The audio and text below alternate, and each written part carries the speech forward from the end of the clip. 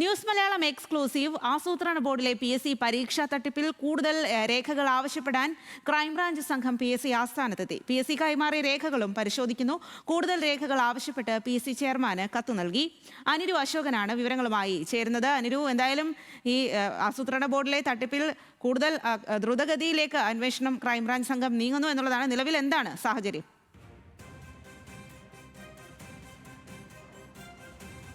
സ്വാതി, സംസ്ഥാനത്ത് ആസൂത്രണ ബോർഡിൽ നടന്ന പരീക്ഷാ തട്ടിപ്പ് ന്യൂസ് മലയാളമാണ് പുറത്തു കൊണ്ടുവന്നത്. ഇതിൻ്റെ ഭാഗമായാണ് ഇപ്പോൾ വാർത്തകളുടെ അടിസ്ഥാനത്തിലും രേഖകൾ ആവശ്യപ്പെട്ടുമാണ് സംസ്ഥാന ക്രൈംബ്രാഞ്ചിൻ്റെ നേതൃത്വത്തിലുള്ള പ്രത്യേക അന്വേഷണ സംഘം ഇപ്പോൾ PSC ആസ്ഥാനത്ത് എത്തുകയും രേഖകൾ പരിശോധിക്കുകയും ചെയ്തുകൊണ്ടിരിക്കുന്നത്.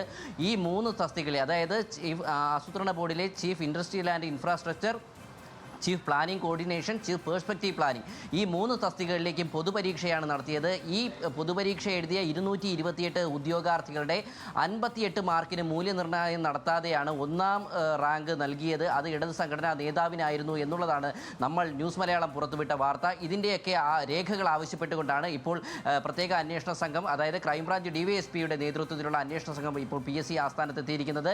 ഈ 3 പരീക്ഷയുടെയും ഓരോ സ്റ്റെപ്പ് ബൈ സ്റ്റെപ്പ് ആയിട്ടുള്ള ഉത്തരങ്ങൾ തങ്ങൾക്ക് വേണം, ആൻസർ PSC നൽകണം എന്നാവശ്യപ്പെട്ടിട്ടാണ് ഇപ്പോൾ DYSP PSC ആസ്ഥാനത്തെത്തിയിരിക്കുന്നത്. കാരണം ഈ പരീക്ഷയുടെ വിജ്ഞാപനം മുതൽ ഓരോ ഘട്ടത്തിലും ചോദ്യോത്തരം തയ്യാറാക്കിയത് എങ്ങനെയാണ്, ഓൺ സ്ക്രീൻ മാർക്കിംഗ് നടത്തിയത് എങ്ങനെയാണ്, ഈ മൂല്യനിർണ്ണയം നടത്തിയത് ആരൊക്കെയാണ്, എവിടെയാണ് ഈ ഉത്തരക്കടലാസുകൾ പരിശോധിച്ചത്, ഈ ഉത്തരക്കടലാസുകൾ തുടർന്ന് ആരൊക്കെ കൈമാറ്റം ചെയ്തിട്ടുണ്ട്, ആരൊക്കെ പരിശോധിച്ചിട്ടുണ്ട് തുടങ്ങിയ വിവരങ്ങളൊക്കെ തന്നെയാണ് ക്രൈംബ്രാഞ്ച് അന്വേഷണ സംഘം ഇപ്പോൾ PSCയോട് ആവശ്യപ്പെട്ടിരിക്കുന്നത്.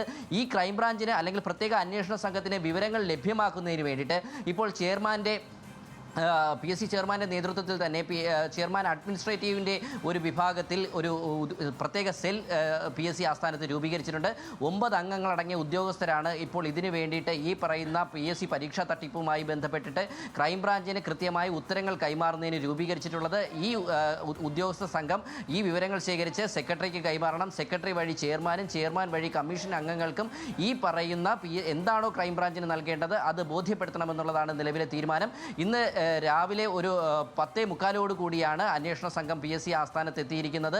ഇത് സംബന്ധിച്ച് രേഖകൾ പരിശോധിച്ചുകൊണ്ടിരിക്കുകയാണ്. കൂടുതൽ രേഖകളും എന്തായാലും ക്രൈംബ്രാഞ്ച് DYSP PSCയോട് ആവശ്യപ്പെടും.